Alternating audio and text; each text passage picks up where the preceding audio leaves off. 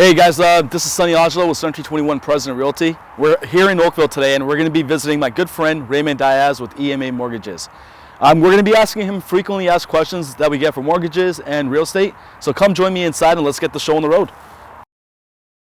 Hey Raymond, thank you for having me here. I really appreciate it. It's been a long time. We haven't seen each other in God knows how long. I know, no problem. No problem. Thank you for coming and visiting us. When last time I saw you, you were like 10, 15, 20 pounds lighter. Probably about 40, but you know. But man, who's counting, right? Yeah. Congratulations. You've also joined EMA Mortgages, so I see you got a huge team growing, doing a lot of big things. So super excited for you. That's awesome. Thank you. I mean, we're lucky being in our industry. We get to work.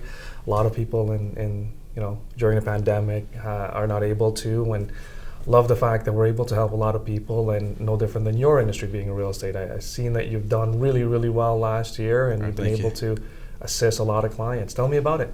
Basically, I'll be honest with you, the last few years has been absolutely phenomenal. Like, it's been crazy. We've been putting in a lot of hard work though, but we've been getting the results. So what's been happening is I just started implementing stuff that I've known and just being genuine and kind of incorporating things I've done in my past. And what that's been able to do is differentiate my business. Right, so I'm not sure if you know. A few years ago, I actually flipped houses in London, Ontario. Oh, I didn't know that. Yeah, so I've bought a few properties in London, Ontario. Just moved there, started living there for 6 months, and we started renovating. Never renovated houses in my life. Knew nothing about this, and I just kind of jumped into it. So are these detached properties, sandys, townhouses? What are we looking at here? The first house we did was a disaster. It was in Westmount, and what it was basically was we got a house. We were supposed to be a quick flip. Yeah. Biggest mistake I made was I got emotionally attached. I think I made that into my forever home, and we overspent. Our timeline took way too long, but hands down one of the best learning experiences I've ever had in my life. So if I had to ask you and say, hey, before you started the reno versus where you are now, what would be that one thing you got to tell yourself if you're able to go back in time and say, hey, Sonny, make sure you don't make this mistake? So for flipping houses, I've actually guided my clients because I'm a big believer in practicing what you preach. Okay. So I would never tell someone to do something if I haven't done it myself, right? I know some people will tell people, like some realtors will tell their clients to buy a house, but they're renting. And I'm like, you can't tell your clients to buy a house if you're renting yourself, right? You need to practice what you preach. But so with regards to flipping houses or any of those kind of investments, its timelines are huge. You can't take too long because carrying cost of a property hurts you. And I experienced that firsthand. My carrying cost for that first property was almost about $30,000. It was a high interest loan as well, right? So that definitely eats into your profits and something that definitely hurts. Secondly, hire the right people. You need a team. Plumbers and electricians, I 100% will hire licensed people, and they have to know their stuff, and you get what you pay for. I'm a big believer in that as well. And do your research. So a lot of times what I've noticed is in real estate, the value is actually in the buy. So if you buy a property under market value, that's the true value. Things you do to it, the aesthetics and all that kind of stuff does help you, but the buy has to be there. You have to get it on a good price. And then you hire me and I'll get you the top price to sell it, right? But that's about it. So if I have a prospect or a client that wants to invest and they're asking me who do I need to talk to? What do I need to do?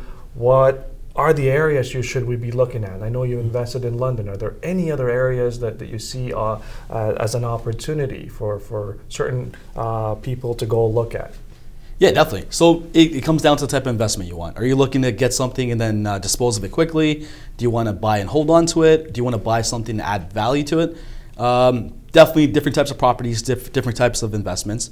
Some people are looking for cash flow. So you'll see, I've seen in about last year and a half, a lot of buyers are starting going towards multi-family homes, so multiplexes, right? Prices of those have skyrocketed. Some people want to buy it and then flip, but to be honest with you, in today's market, I don't see a lot of flipping happening. Prices are too high, there's not much inventory, so you're typically paying top dollar for a home. And if you're not buying it for the right price or buying it under market value, then you're not going to make much money when you actually flip it. Right? We were talking earlier, you said a lot of your clients are first-time home buyers. What are the pointers that we should know about first-time home buyers? So with first-time home buyers, you know what? Today's market's actually really, really difficult. I've seen a lot of buyers are getting really frustrated. So you're going out, you're losing out on bids. Inventory is really low right now, so you're seeing multiple offers on almost every single listing. I think every single listing that's coming up, or majority of them, are holding offers. So if you're a first-time home buyer, you're going to be a bit reluctant for bidding, overpaying, and you're not familiar with the process, right? And you're a bit reluctant. So I do empathize with first-time home buyers and even buyers in general right now, but you need the right guidance. So I think 100% this is where you would come into play. You got to validate the buyer. You got to make sure they're able to purchase at a certain price and they're able to go in firm. Right. So tell me about what you do for first-time home buyers, or what do you recommend for them? Yeah, for a seller's market like we have, where we see a lot of the first-time home buyers sitting at a disadvantaged position because the fact that they already know they're going to go into a scenario where there's going to be multiple offers. They know coming in that it's going to be over asking. Now, how much over asking sometimes is a big question mark. But one of the things that we go through with our pre-qualifications that we do confirm the income from the client. So we have the documentation up front, make sure that we have access to their pay stubs, their T4s, their down payment source, or where the money's coming from. So if the down payment is coming from overseas, it's very, very important that we know that, when it's going to come here, where it's coming from, because we have to track it for anti-money laundering purposes. We qualify the credit history. Now, what that tells us when we give an advantage on the pre-qualification, our pre-qualified clients, we understand that they have the capacity to borrow at a certain point. We know what the maximum purchase price they can purchase, and the only question mark that's left is your expertise, basically the property. Now, 100%. This is where we lean on them and the real estate experts to say, hey, Sunny, I know that if you buy something for $1 million, the only question that we have is that we want to know that it's going to come in appraised at $1 million. Now, we always get the question on the condition of financing component of it. It's always a good idea to have a condition of financing, but with the current market, that condition of financing is so stressed. Not everybody can go through successfully on a purchase with a condition of financing. And not to mention the risks, right? So when you're buying a property and you're buying it firm, let's just say you can't close on it. There's consequences associated with that. There's legal ramifications. You can lose your deposit. There's, and these are things that need to be explained to buyers, right? So sometimes I see buyers not being told these things, or they're being told to just go in firm, but the consequences aren't being dictated to them. So I think buyers, you guys need to be careful. If you're going to go in firm, you got to make sure you're definitely comfortable with the legal ramifications if you can't close on it, and you need to know the drawbacks as well. But in today's market, Ray, I'll be honest with you, if you're not going in firm, you're not getting the home. So right? For those clients that we have that maybe unfortunately due to the pandemic are not able to buy today, because we find that some of them have had to use their savings that they were earmarking for down payment because of job loss or reduced income. They end up using up some of that savings. Now they have to, for a period of time, maybe replenish it, maybe rent for a little bit. Mm-hmm. Not a lot of people know that realtors actually can help the public get their rental properties, get the next lease for them. Can you tell me what the process looks like for them? Oh, for sure. So I actually do a lot of leases as well. It's how I started my business. It's how I grew my database. Leases are very similar to the actual buying process. The paperwork's very similar. The entire process is very similar. So pretty much for our clients, we'll send them listings. The ones that they like, we'll book showings for them. We'll go out and take a look at them. And when the clients like the properties, we put an offer in, right?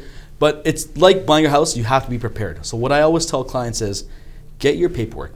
You get your pay stubs, fill out your rental application, pull your Equifax report. So when you do find that right property, and if you are going in a multiple offer situation, at least you have all your stuff ready and you can present it and increase your chances of getting that property.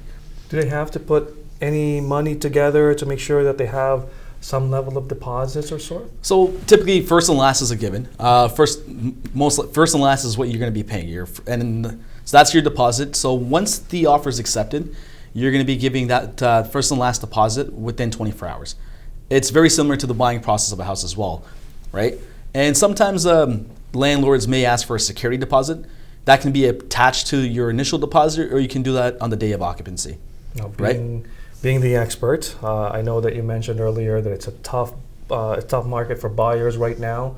What's your read on the rental market? So if you're a potential tenant, are you in a position of strength, or no different than the current buyer, you're going to compete for a good property to rent? So my answer to that varies. It honestly depends on the type of property and where it is. Yeah. Properties are still renting, but certain areas such as downtown Toronto, I saw that the rental market did go down, and then it's obviously COVID related. People were moving outside of Toronto, or people didn't want to be cooped up inside of condos. They wanted to have that outdoor space, because now your home is technically your workplace, it's your school, it's everything, yeah. Right?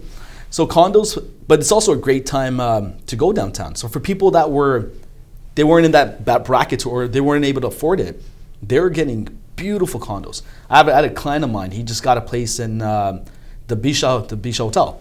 Okay. Right? So he's gotten a beautiful view, gets to see the CN Tower, he gets to see the lake, he has an unobstructed south, east, and west view, and he's paying remarkably less than what it would at least pre-COVID.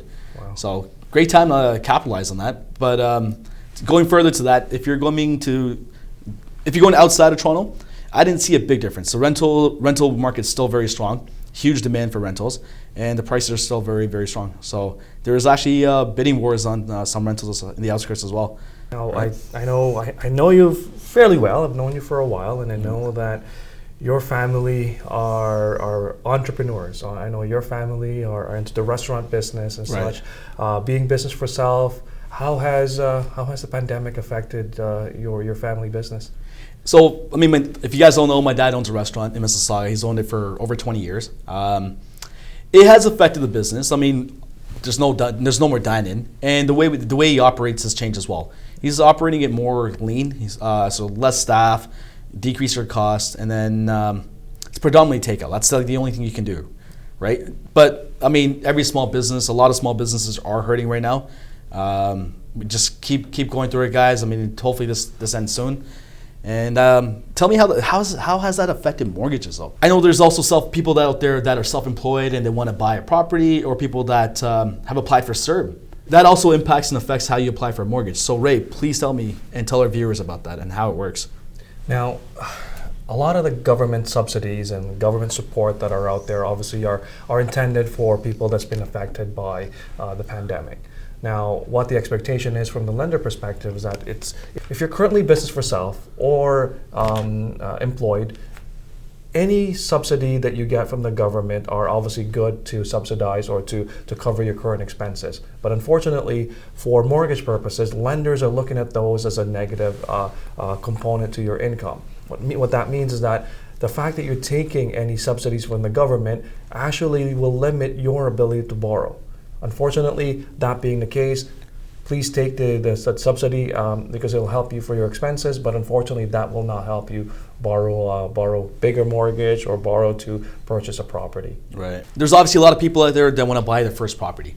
Let's kind of touch base with regards to first-time home buyers and the financing aspect of it. Yeah. And then we can also talk about like closing costs and maybe even like what condo fees are and how that affects their mortgage, how that affects them to be able to get approved for a mortgage as well. Yeah. Right? First-time home buyers obviously has a number of advantages. One is RSPs. So a home buyer plan will allow you to take your RSPs that you've saved in there without being taxed, up to $35,000 per individual. So if there's two borrowers, $75,000, so $35,000 for each one. It's repayable back for the next 15 years, but it's interest-free. It's like lending yourself that money and you're going to repay it back. Now, there's a component of the land transfer tax cost. Right. There's a certain part of it that will be rebated back if you're a first-time home buyer. Mm-hmm. There's the first-time home buyer incentive. So it's like a shared equity plan. What happens is that you're able to borrow or receive 5% or 10% of your current purchase price, and you can use that for additional down payment. Now, it has to be a high ratio deal, which basically means that your down payment has to be less than 20%. including the 5% or 10% that you're receiving. For resale properties, there's only 5%. For new build properties, it's either 5% or 10%. There's a number of incentives that are out there, such as tax breaks and such when you're a first-time home buyer. But like anything else, those are good avenues to be able to take advantage of. You asked about condos. Condo fees, yes. Any expenses such as condo fees, property tax, utility costs, along with the future mortgage payments are calculated into overall equation that we have. What happens is that the higher the condo fees, maybe the potential lower cost of borrowing is available. So I always get a question. It's like, Sunny, what are condo fees? And why are we paying them? Like, what's the whole purpose of this? To simplify it, condo fees, let's just take a high-rise condo. So the unit itself is what you own. You'll own that unit, you own a locker or a parking spot associated with that condo. And then the entire building in itself, you're gonna have common elements. So common elements will include any amenities that you have, hallways, parking, and everyone in that building owns those units collectively. So those are called your common elements. So you own your unit, but everyone else collectively owns the common elements. So your condo fees are actually that you're paying for basically the maintenance of those spaces, or for concierge service or any amenities that you have in the actual building, right? But that's the whole purpose of a condo and the common elements there, right? Now, obviously, condos are a type of product that's there available predominantly in the GTA, and I think they're starting to build more and more outside the GTA. But there's been a shift in the market. I've started doing pre-approvals, starting when the pandemic started. We started doing pre-approvals everywhere, anywhere from Cambridge, London, Stony Creek, Barrie, Aurelia, and then you're looking at the cottage countries area. So right. cottage country area. Now, from your perspective, have you seen a shift out of the downtown Toronto core into those more remote area, and why do you think that is? No, 100%. Since I would definitely say when COVID started, I had a lot of clients that lived in the core downtown area. And I started getting phone calls like, hey, Sunny, we're thinking of selling, or we want to, they were either renting their place and they want to move out somewhere else. And it comes back to the whole thing. Basically, when you're working from home and you're working out from home and you're, your home right now during COVID is your predominant area that you spend most of your time in. It's pretty much where you do everything now. We're limited with what we can do and where we can go. So people basically wanted to get more space, or they wanted to have outdoor space, or they needed more space for their kids, right? So obviously when you're moving out, in theory, you're getting something for less cost or something cheaper, because the GTA is a bit more pricier. Right, so I have clients that transition to Stony Creek, people going to like Kitchener, going to London, even as far out as Windsor. Right, you're working from home. It doesn't really matter where you're working, because everything's online now. I mean, we've been doing a lot of Zoom calls lately as well, right? And so even cottages. There's clients I've basically showed cottages up in Prince Edward County, Caring Place, up at close to Sable Beach, Tobermory. And people want a cottage. They want like a nice space and place to relax and work, and then use for recreational purposes as well. So definitely a huge demand there. I found that some of the cottages are not just secondary properties anymore. It's not like a weekend stop at the cottage and then go back to the GTA and work. I've had clients come and get pre-approved, and they use the cottage area properties as their main primary residence. Well, 100%. Definitely. I mean, think about it. Imagine waking up in the morning, you get your cup of coffee, and you're just sitting by the lake. Why not get a lakeside property? Why not get a cottage, right? You're stress-free. You have more space. You're further out. In theory, it'll cost you less, so you have more money in your pocket if you're selling in GTA and move it further out, right? And you get to enjoy your actual space that you live in. But it's interesting you touch on that, though, and it's definitely one of the changes we've seen post-COVID or during COVID. So I know that I'm not really sure whether or not you're a millennial or not, but everybody cannot ignore that big portion of our population, the millennials. So there's a lot of them, and they're at home buying age now. Now, when it comes to the millennials, as far as you know, right. it used to be that, we categorize millennials, looking for where the bars are, or Right. where the entertainment sports complex are, where the games are going, where the theaters are, and all that kind of stuff. Has there been a change in their buying habits on where they want to live? Is it still right downtown core because that's where the happening places are, or have you seen any change on where they want to move now? I've definitely seen a huge change. Downtown core was a place to be. It's basically, you finish work, you go out, you hit the bars, you meet your friends. Weekends, there's nightlife, sporting events. There's always something to do downtown core, right? Now, because we don't have that there, people, their priorities are starting to change. They're moving out, and especially with a lot of my friends, I've seen them going to the suburbs, right? So, yeah, you know what? When they're working downtown, they live downtown, but now they're buying places in Mississauga and Oakville, Burlington, just moving further out. Part of that also has to do with affordability. It's sad to say the price of homes is so high right now that even if you're making making a six-figure salary, you're having a hard time affording a home. So a lot of the friends or a lot of my clients that are millennials or in that age group where they're buying their first property, they actually had to borrow their down payment from their parents. A lot of people that want to buy houses are actually they're out of the market. They're having a hard time being able to afford a property. So the roles are starting to change where, kids would want to leave their house and be like, oh, we want to move out. And now they can't leave. And now the parents want them to leave. It's kind of like, hey, get the hell out of here, man. But you're seeing a lot of people living with their parents for a longer period of time just because they can't afford, right? No. It's really, really difficult, to buy your first property. Definitely with today's market though. Now, obviously, we're still in the middle of a pandemic. Being the real estate expert, we're into 2021. Where do you see real estate market? Where do you see the real estate market going right now? So to answer your question, no one has a crystal ball, right? In theory, I thought, when the pandemic started, I'm like, oh man, prices are going to drop. Great time to buy. Let's just hold off. Complete opposite. It just prices have skyrocketed, right? So for 2021, it's hard to say, but from what I've been seeing and what I've been reading, I have a feeling that the prices are going to continue to go up. And given what's happening right now, there's no inventory. So right now, I just had it reached just a few days ago. I sold a property, highest sold in the entire complex in that area, right? Congratulations. I actually thank you, I appreciate it. I actually had a call from the appraiser. He's kind of like, man, what do I do? There's no comparables to this property, right? But yeah, definitely. I have a feeling the prices are going to keep going up. I don't know at what rate. But let's hopefully slow this down a little bit so people can start buying and have more inventory to choose from. But let's see what happens.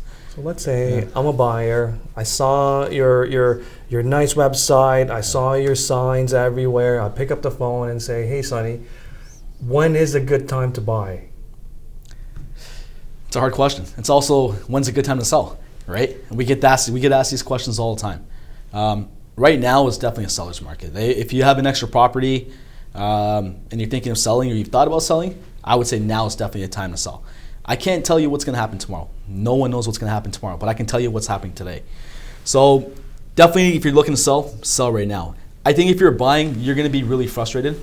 And I'm seeing that. I'm seeing a lot of buyers getting frustrated. They're losing out on multiple offers. And the entire home buying process, it becomes frustrating and it takes a toll on you, right? So if that's the case or if you're experiencing that, take a break. I'd say take a few weeks off and just start the process again. Hopefully in the spring market, we do get more inventory. Multiple offers might go down, may or may not, but you'll definitely have more inventory and you'll probably be able to choose from a wider selection.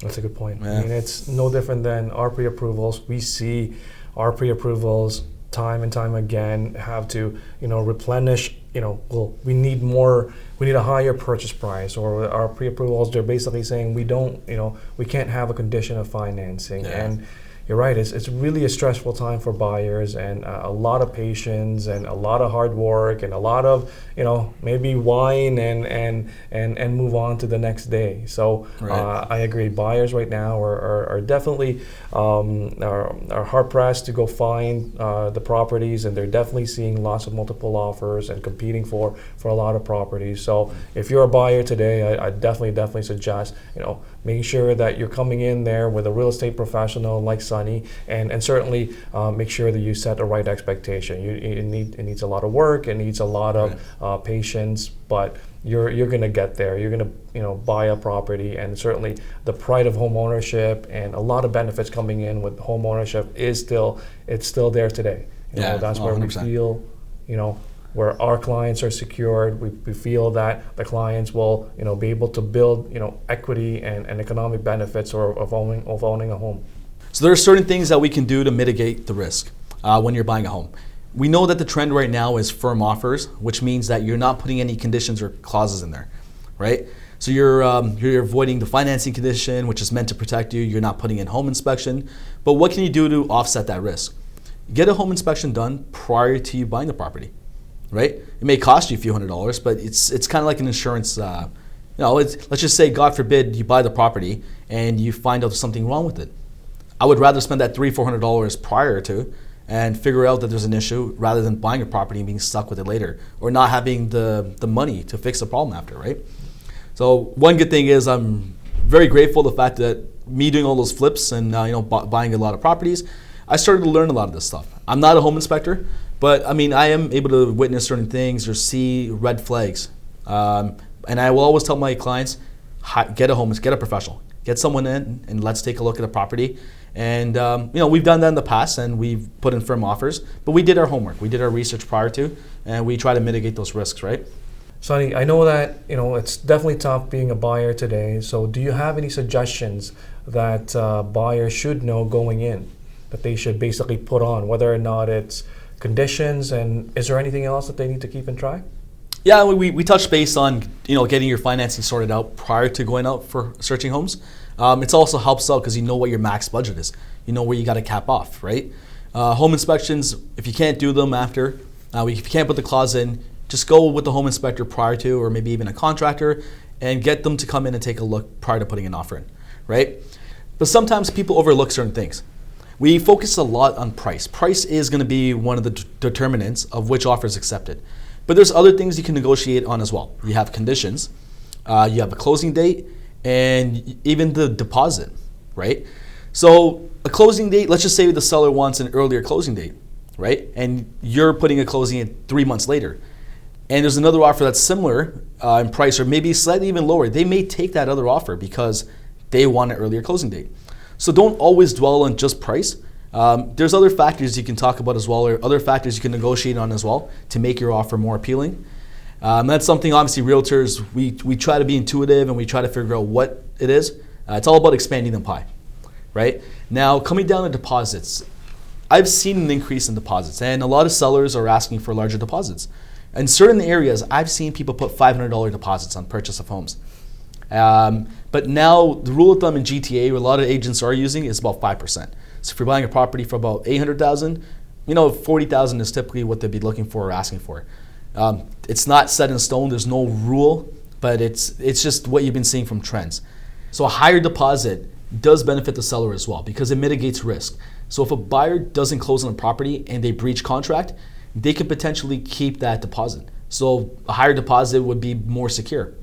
Sometimes I get buyers thinking that they know everything. They can negotiate their own deals, that they want to look and offer directly to the selling agent. What's your suggestion? So if you're a realtor yourself, and let's say you're not on the listing side, if I have a buyer that says I can negotiate better than a realtor, what would you say to that?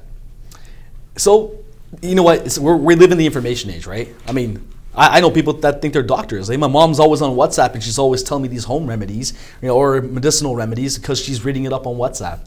So we are definitely in the information age. We do get to read a lot of content, and you know what? Buyers now are more informed. But a realtor, well, the stuff that realtors do now is not what it used to be before. It's not like we're driving you around, showing you different houses, or that we have access to information that you don't. You can see everything that we see for the most part, right?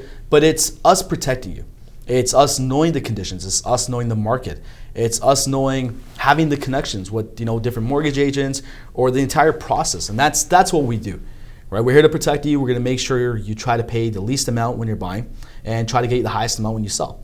And there's going to be questions like a lot of realtors get asked is, how much do you charge when you list? And there's going to be people out there that charge a lot less. And I've noticed a lot of realtors are part-time. And I know I've got some friends that have full-time jobs and they have their license, so they're part-time realtors. In today's market, I highly suggest you get a full-time realtor. The market's changing dramatically, and you need to be up to date and you need to know what's going on in each individual market. One more thing I would definitely want to touch on is when you're buying your property, the perception is that if you go directly to the listing agent, you'll get a better deal. So I'm not a big advocate of that. The reason being is it's a conflict of interest, right? How can someone who's representing the sellers and representing the buyers tell the sellers that I'm going to get you the most money in your pocket. I'm going to try to sell it for the highest amount. But then the same agent's going to tell the buyers, I'm going to try to get it for you for the lowest amount, right? That doesn't exist. So always, the listing agent predominantly works for the sellers, right? I always recommend that buyers get a separate realtor. Let them represent you on the buying end, right? Let them try to get you the best deal. Let them try to take care of you and make sure you're covered and mitigate any risks that may happen and just guide you along the process, right? And definitely, like when it comes down to financing, Raymond, you're definitely a go-to guy. I've gone to Raymond for my personal deals in the past, and we'll continue to go to him. And you know what? Just call your guys and make sure you get informed and make sure you know what's going on, right? So I know that you're very experienced, you're very trusted realtor. What is the Sunny Aujla advantage when it comes to selling a home? So I'll be honest with you, like the thing with me is a lot of my business is spheres of influence and referrals. I think that's the best way of doing business, and it's me. It is Sunny Aujla, right? So it's kind of cool because I remember we touched base about the flips that I've done in the past. So the renovations, I actually got to incorporate that in my business. And what's happened is I grew a team of different contractors, different trades, and I've got a guy that's on my payroll as well, where anytime we list a property and we need to touch anything up, he'll come in, he'll fix anything up. So when you're selling, you're making sure that the house is in tip-top condition, right? Even in the last year and a half, I have my own in-house stager. So we have a stager that works just with me. She's exclusive to Sunny Aujla. We also rent as well. But we have in-house staging, we have contract services, full marketing, and you get to work with me, right? But I definitely just try to be honest and I try to be genuine. That's all it is. And a lot of people they relate to me, or they just like my personality, or they like work. They like the entire experience. I like to treat every client as my friend, and I give them my all, and I try to honestly give them the best service I can, and try to make them happy, right? I can definitely attest to that. The Sunny Aujla advantage, because I've seen the pictures, I've seen the videos, I've seen you talk about the property when you're marketing it. So certainly you definitely, you don't skimp out on the quality of the pictures. You don't skip out on the quality of the video, and having you there talk about the property and market it to your sphere of influence and everybody else in the area that may be interested. I've seen it. I've seen the success, and like as you mentioned earlier, highest sold on the street is always nice to hear when you're the seller. Yeah, I know. I've definitely broke a few records last year, but you know what? You put in the efforts, you get the results, right? So I'm a big believer in that. You just got to work hard and make sure you know what you're doing. So coming back to the pictures, it's become very, very important having high quality videos and high quality pictures. A lot of people, when they look for houses, they're actually looking online, and they'll be on their tablets or be on your phone, going on Realtor.ca. And if you don't have good pictures, like I've seen some listings where people have taken pictures on their cell phone, I don't think you're doing your clients justice. So pictures 100% are definitely going to be probably one of the most important things about your listing. We keep forgetting the fact that we're in a pandemic. So with COVID, we're not allowed to do open houses currently. So if you can't do open houses, you want to have nice virtual tours, you want to have video walkthroughs, because that's going to be your first step into getting a buyer to look at your place, right? So 100% get beautiful pictures, make sure your marketing is on point. And staging has to be there as well. You have to make sure the property is staged nicely, and the buyer needs to envision themselves living in that house. Right? So we put a lot of detail into that, even down to like the smell of the house. We choose different fragrances because psychologically, I've been told that buyers, if they smell food or they smell certain type of smells, they can envision themselves cooking in the kitchen. I mean, that may or may not be true, but it's worked in the past for me. So we're going to continue to use that concept there. So can you tell me any other services that you're able to provide to your sellers? Definitely. One thing that definitely differentiates myself from a lot of realtors out there is going to be a service that I offer. So if you're selling a house and your house needs work, I'll actually spend the money, get the right guys in there, whether if it's flooring, painting, lighting, and get all the work done by licensed professional individuals and get it done at a discounted price.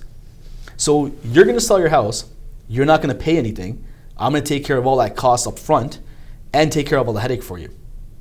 And how does that benefit you? The biggest benefit is you put no money in and you're going to get top dollar for your house. So let's just say you had a property that would have sold for $605 as is, and we put in about $10,000 up front, and we put in about $10,000 worth of work in your house, and we're able to get you $650 or $660. That benefits you almost over $30,000, right? So that's definitely been a huge thing. We've done that for multiple properties last year, and clients couldn't believe it. They're just like, Sunny, like, how do you do this? Like, we don't understand. And how fast my guys come and do it. We were able to do flooring, trims, painting, and change lights in a matter of 4 days sometimes, right? But with today's market, honestly, you just got to make sure everything's on point. And if you guys want to take advantage of that service I offer, definitely give me a call, and I can definitely elaborate on it and tell you more about it.